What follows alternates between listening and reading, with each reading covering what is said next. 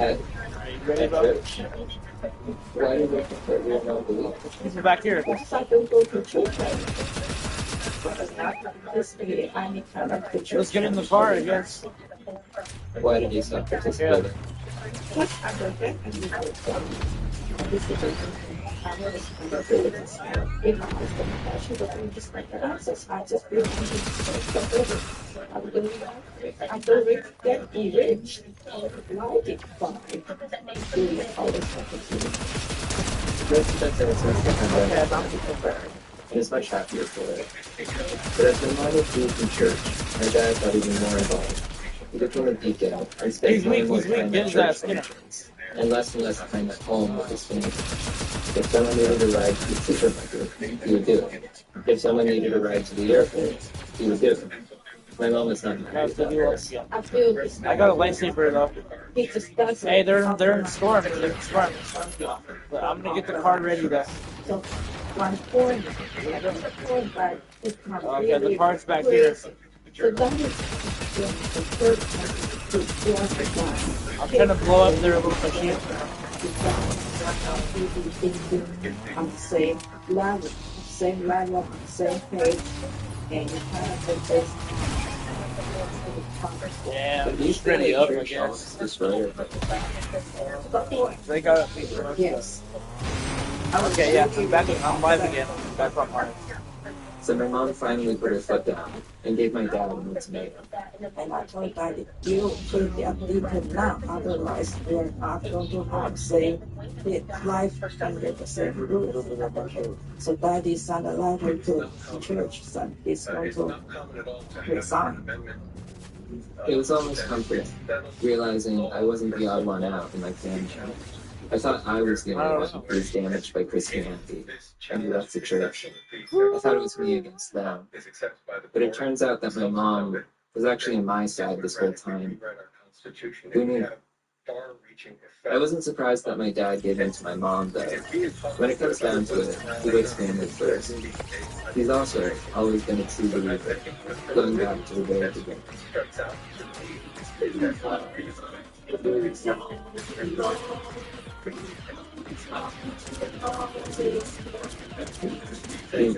1989.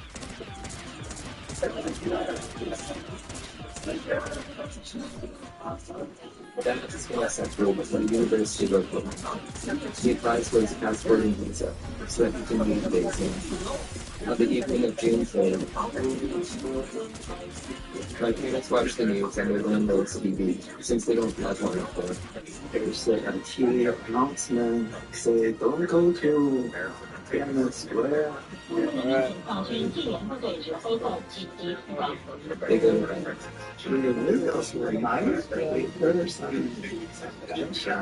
And on the morning of June 4th, Alright, you guys ready? they wake up.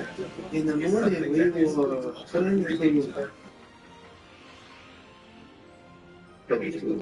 Fuck. on the way. Are you there?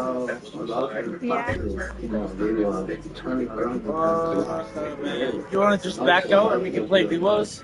Huge trucks, like It's okay. vehicles. Because their whole team just left. Highway go out in the road. All the government offices are Just shut land over down. here. The entire city is shut down. To get his passport, We're gonna try my dad landing on the got a train. letter from his workplace saying he didn't Yeah. participate. Okay, let's land on the train. But there's a I'm problem. not sure where He had to they're quit his job to apply for a passport. And they're saying that since he doesn't Oh, work yeah, there, that's they can't done. provide him with that letter. My dad is freaking out. Come back, He come staked over his here. entire life on studying hip hop. This was his plan, his future, his chance to do his boring job in a cheap factory, living in his tiny room in Here's one of those thicker preparing things. for heating, for cooling. Now, his future is crumbling before his eyes. Okay, stick to it. And Stay right here, he's stay right desperate here. out. My dad does something he's never done before. So I pray that God will help something something to help. That's I think I prayed for the first time. Were you specifically praying to the Christianity at the time? We don't have to At least we got the view from the train. pray. Oh yeah, it's about to pop. Take it all. Pray. I talking to God for some sense. I'm trying to see if they have a shop I in. just in Manchester. Just Yeah, this must be like. lying say all of So that I never knew this story. I thought my dad's first encounter with God was in America. But 2 months earlier in 18, my dad naturally and spontaneously cried out to a God who didn't yet know or believe him. And then his letter that allowed him to leave China. It had to be God answering his prayer. So my dad was already trying to do there. And when he came to America, he would have encountered a Christian eventually. Inevitably. so you think you might take out something else and I was down. the shapes. You would have Oh, eventually there's somebody coming. been exposed to Christianity, and you would have always, after having considered it, accepted it. Is that right? Yes. Why? I think it's a fundamental truth that we do care the Bible, and then everyone has to make a decision either to accept it or They killed the reject. whole team. And you choose to accept it. Yes. I'm looking around to see what else they got.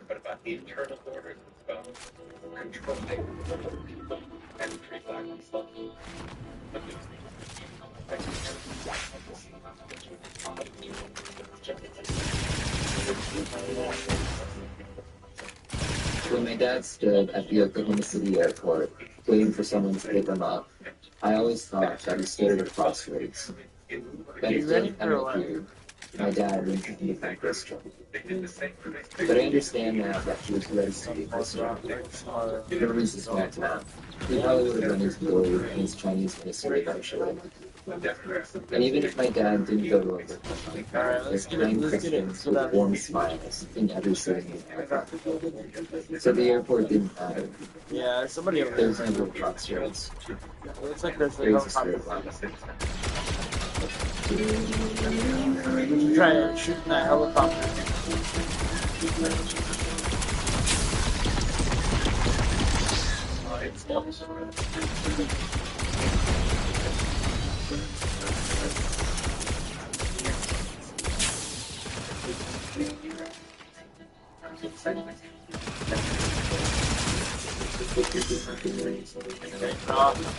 Back up.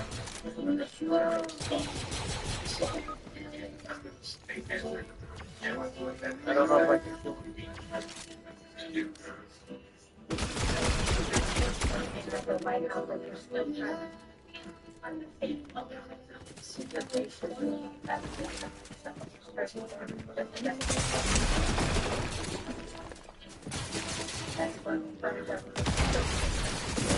Alright, let's go back to the lobby. Okay. Yeah, let's go back to the lobby.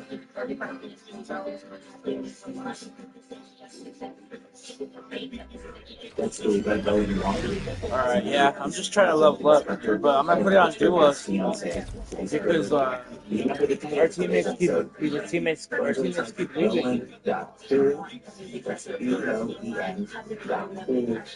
You listen to this podcast history. They That was dumb. used to live by Willie Sullivan, Chris Thanksgiving, Rebecca Curtis of the University of Oklahoma, Austin Barr, Tilly Glenn, Mom Under the Hill, and Jesse Master Brother Z with Red Kingdom Studios. Our website, thisamericanlife.org, is American Life is with public radio stations like PRX, Public Radio Spain, both of this American Life Constant Radio, where it streamlines every aspect of your company in one simple and efficient business management platform. More information at odoo.com. That's ODOO.com. Comes from Progressive Insurance. With the name your price tool, offering a range of coverage and price options to choose from. About to Progressive. More at Progressive.com. I'm still here. Personal program limited by state law. I just want to say that the co-founder, John Garcia, because he is the worst teacher I have ever seen. He wants to go first time, first technique, begins in the crib. looks into baby's eyes and says, "Why are you being so immature about this?" And I laugh. Back next week, more stories of this American life.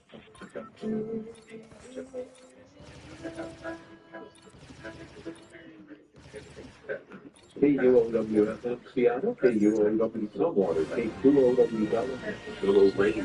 There's a little bigger picture. Online wire podcast featuring Jamie Loftus on the podcast 15-minute fame, fun stand-up comedy, stories from the Volvo, and music from Blitz and Track. That's all this week on Livewire. That's tomorrow at 12 noon and tomorrow evening at 7. KUOW 4.9. BBC World Service at 6 GMT this weekend, Rebecca Tesby. Today, Israel says it's begun a new offensive in Gaza with the ultimate goal of destroying Hamas. We get the latest on the desperate humanitarian situation. Also, Europe warns that deaths from heart disease will increase in the next few years because of global obesity. We'll have the next in our Fortnite series today, a Japanese sci-fi novel where some humans are made in factories, others are basically plants reliant on photosynthesis. The factory makes food and the city. The origins of the children are randomized. Some of the origins, others for the whales or rabbits. And what is the glass cliff for women in leadership? We'll look at the potentially poison chalice in Australian politics. So coming up for a weekend.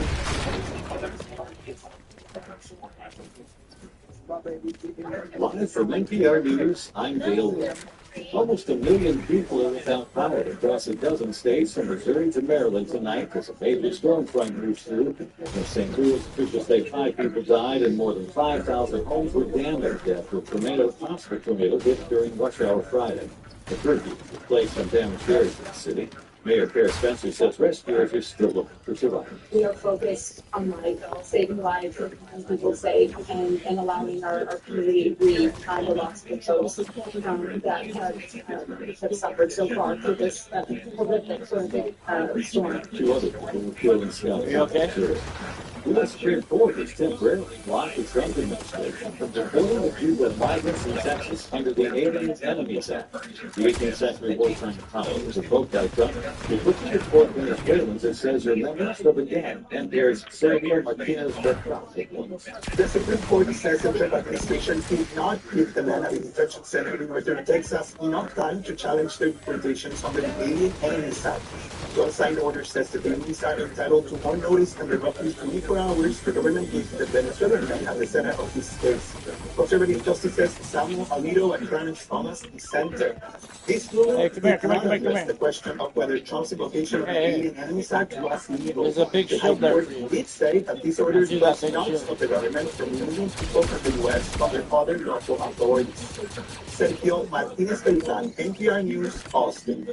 A closely watched survey of consumer sentiment finds that the lowest rate of confidence in the economy in 3 years is underway right now. The spring blindfold member station WBET reports the results show increasing fears about the effect of President Trump's tariffs on inflation. The University of Michigan's Consumer Sentiment Index dropped just a bit since last month, but the director of the survey, Joanne Shu, says after a brief bump following President Trump's election, consumers' confidence in the economy has steadily declined, especially as the U.S. has opened new fronts in its trade war. People are concerned that inflation are going back, and inflation has been the number one thing on people's minds for several years now. That we're really worried and concerned about cost of living. Shu says a more complete picture should emerge at the end of the month, when results will I'm reflect good. consumer response to the U.S. scaling back tariffs on I'm China. on shield right now. For NPR News, I'm Clinton Kleinfelder in Detroit. In New Orleans, the Orleans Parish Sheriff says there are indications that 10 prisoners who escaped jail on Friday had helped from someone within the sheriff's office. There's purple. 10 men broke out by passing through a hole in the wall that was hidden behind a portrait. 3 of the 10 have been caught so far. 3 employees have also been placed on suspicion. Investigation into the escape is underway. You're listening to NPR. President Trump says Iran has an American proposal concerning Iran's rapidly advancing nuclear program. Negotiators from both countries have been meeting in Abu Dhabi to discuss the deal. A major sticking point in talks remains Iran's enrichment of uranium, Tehran insists it must be allowed to continue. The first week, Sean Diddy Charles trial just wrapped up in New York City. The hip-hop mogul is accused of sex trafficking and racketeering conspiracy. Several witnesses have testified against NPR's Isabella stand in front of me. and a note this report includes measures for sexual activity and physical violence. The star witness in the government's case against Sean Combs finished her testimony today. Cassie Ventura spent the full day answering questions from the prosecution and from his defense about their relationship. Ventura testified that she loved Combs, but he was often violent and forced her to have sex with male escorts. After Ventura's cross-examination, prosecutors called an agent from Homeland Security Investigations to the stand to lay some of the groundwork for the sex trafficking charges. At the end of the day, Senior Dawn Richard began the testimony. She said she saw Combs with Ventura in more than weeks. Richard will continue testifying on Monday.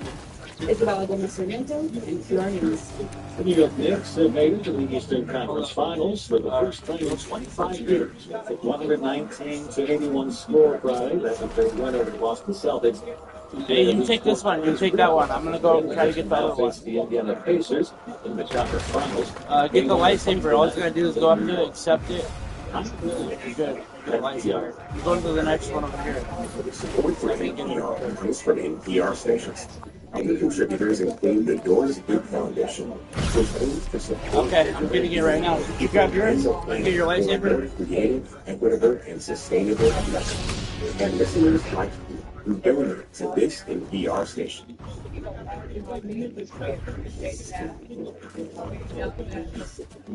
6 p.m. So this is Weekend Live from the BBC World Service in London with me, Rebecca Kesby, and our guests today, Jacqueline Magnan, Europe correspondent. I got the red lightsaber. Paper, and Chris Michael, US editor in London for the Guardian newspaper. Chris was for the whole program today. Our top story this hour, Israel said the gun offensive under seizing strategic areas of Gaza will be open field on defeating Hamas. Over the past few days, there's been an intense Israeli bombing campaign. More than 250 people have been killed in the past couple of days alone in what's left of medical facilities. I think there's somebody on the train. Overwhelmed with casualties. You want to go try and cut them off or something? A young mother and an aid worker in Gaza City. My eyes are full of tears because my friends lost their families. Everything in Gaza is dangerous. The bombing, the sound of airstrikes since the last month. So it's scary, but in the meantime, we are worried about the people in the streets that live in the areas in the north with nothing. I guess you could just pass this. I spoke to Vincent Confino, who's the Middle East correspondent for the Daily Telegraph on television. The Israeli military announced yesterday that it finally launched Operation Prevent Terrorism. They called with reference to a military wing of some survival. And it is an operation that will happen. We just got to build up. Expansion of 4 We're gonna miss it, hurry. strikes deep into Gazan territory. I made What it. we're seeing right now is the Israeli Air Force attacking the southern, central, and northern Gaza, where and tanks It's are okay, I at the jumped same off. time advancing towards some of the Hamas strongholds of those southern Oh and man, that's northern what I was Gaza. looking for too. And the whole idea, the whole goal of this operation is to capture territory from Hamas. In other words, the areas of Gaza that will be occupied by the soldiers. We hear that the warning civilians to evacuate certain areas, but if you look in that river there, it's not totally clear where civilians should go. And we've had very strong language, as we heard there from Volker Turk, saying How's that person to ethnic cleansing. The United States has also been putting pressure on the Prime Minister Netanyahu to strike ceasefire, saying they're troubled by the humanitarian situation. Is any of that having an effect on their Whatever they say, any effect on the diet, I read it up this again. does not see the information as a neutral organization or entity in Gaza. But when it comes to the United States, Israel is listening. So when Donald Trump says that aid has to go into Gaza, that's something that is being closely coordinated with Jerusalem. So my understanding is that we will see aid into Gaza either by the end of the month or early. There is a plan right now from Israel and the United States to have an organization that's backed by the US distribute aid from 4 different points in southern Gaza. The problem is that the Israeli military has only secured 4 areas, and they need many more distribution areas to really get the 2 million people in Gaza. So there's a long way until all residents in Gaza can try and get the aid that they need. I think that Hamas is still holding dozens of hostages. It's thought around 23 are still alive.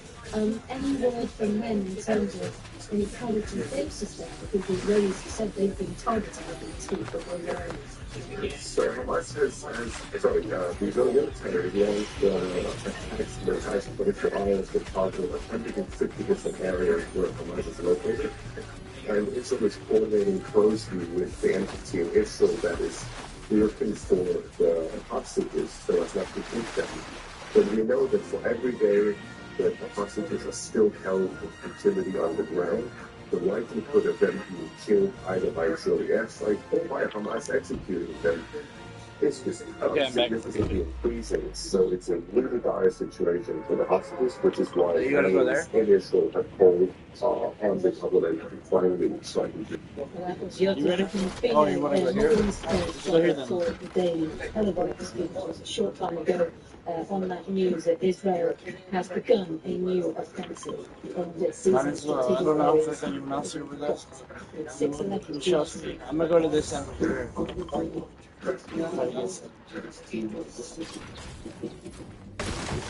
And as I mentioned, we're delighted to say that Chris Michael is one of our panel guests today. He's originally from Canada, the US editor of the Guardian newspaper.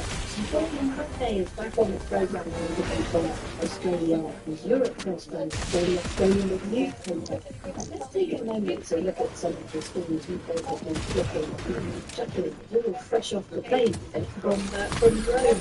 Busy time for the Royal President, very busy, of course, with the birthplace and the success of the election of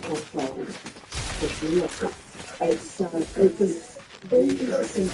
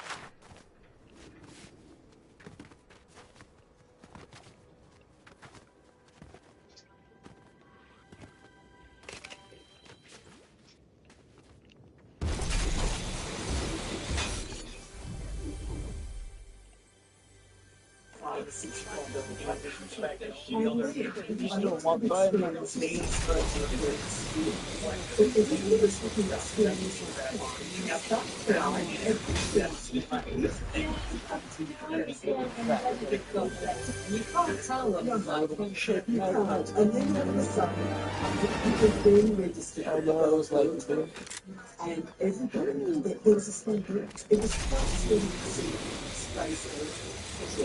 to then it's we've got to get to the front. We bolted to get into the military through the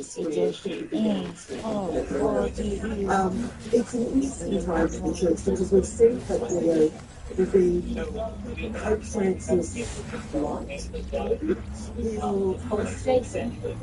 Francis and Jason, or maybe, I mean, elements of Francis. I mean, he does have that, because has many of his characteristics in the missionary background that he has in Peru.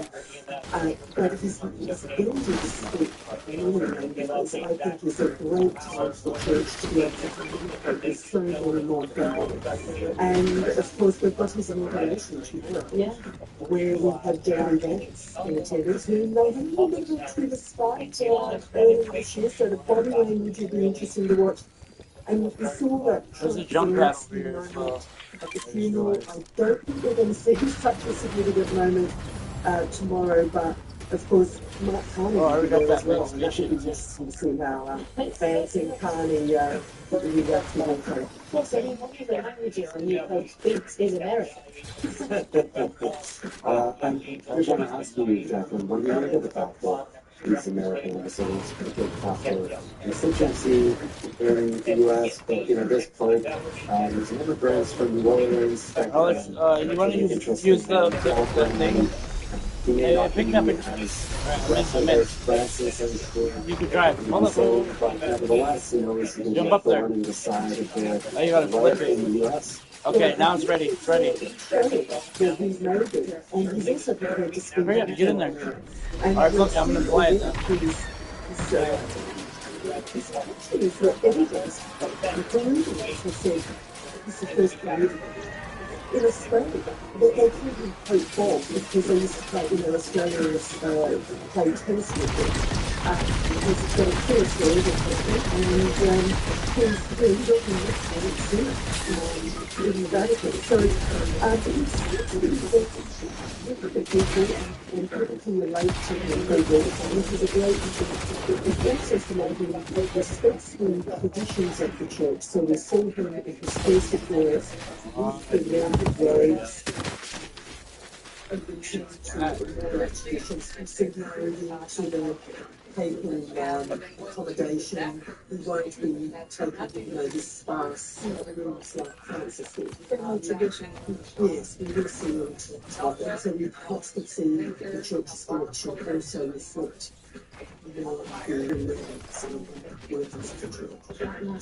tomorrow in Washington. It talks about your story, playground, sounds, but it's the Yeah, this is sort of my time before the universities when I edited Guardian Cities, which is all about cities around the world and how they're changing. And we looked at, as you say, playgrounds. I think anybody who's spent any time in London recently will have noticed all the new housing developments going on everywhere. So this is gentrification, particularly for areas and buildings, new developments. And you may also be aware that all of these developments need to have both social housing and market rate housing and sort of affordable housing. I say affordable, so 80% of the market rate. Definitely less with this sort of distinction between the structure and private units and the ones where there's some assistance. And what we discovered is that in one of these, it's like actually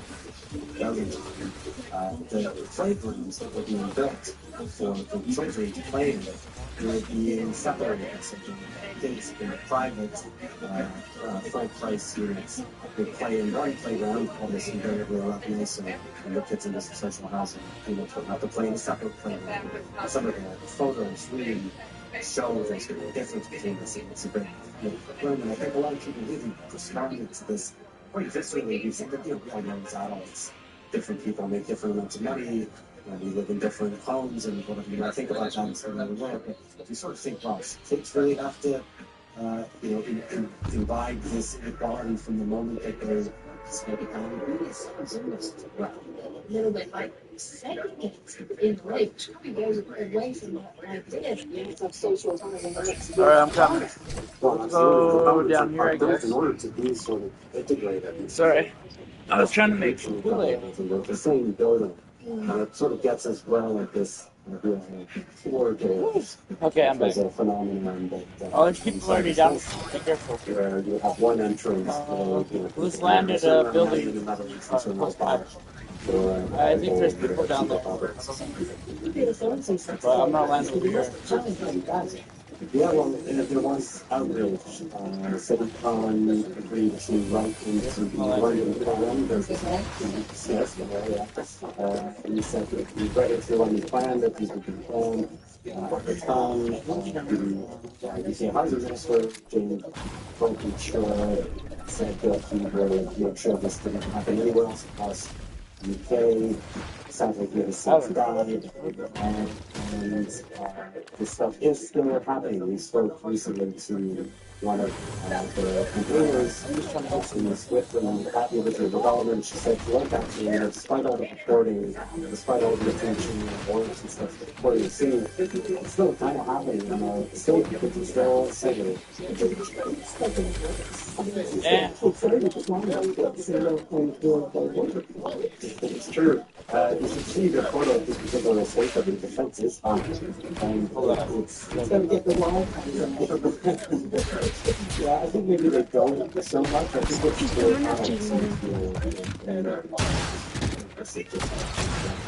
we saw really UK's housing minister at the time as a conservative had argued that this is a sort of left-right issue.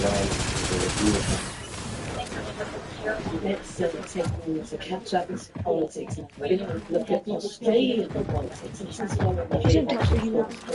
The one in the car through you now. Did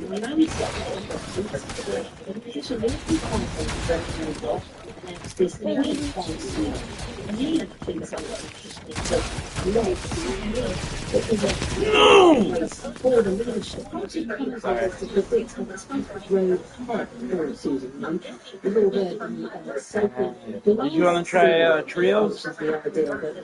Yeah. Okay, I'm gonna go back out to the lobby then. We'll just try to play a trios match. See how we do. Women are more likely to be appointed to precarious or risky leadership positions in periods of crisis. The unenviable poisoned chalice term has been used in relation to some women's leadership in Australia this week. Here she is addressing it. Well, it's an interesting question you asked there, but I actually don't accept it in my claim. But I do say that it does send a signal to women of Australia that the Liberal Party has elected its first women leader. But my agenda is not much more than that. Of course, it is about reconnecting with women and listening to what is going on. But when you develop a cohesive consultative parliament process, it includes a range of views. And I know that I'm still here. Susan Lee speaking this week, where we can speak now live to Michelle Rowlands, Professor of Social and Organisational Psychology at the Dover Institute for Women's Leadership at the Australian National University. She joins us live from Canberra. Michelle, thank you for coming on. You are one of the academics who actually came up with this phrase, the glass cliff. Explain it. Thank you so much for having me on. So the glass cliff came about 20 years ago when we were trying to understand what happens when women break through the glass ceiling. So what type of leadership positions do they take on, how do they fail, and really importantly, what the circumstances are under those appointments. And what we found in 2 decades worth of research is that women are much more likely to be appointed in times of crisis, when things are difficult. And that makes, as I said before, those positions relatively risky and relatively precarious. Why?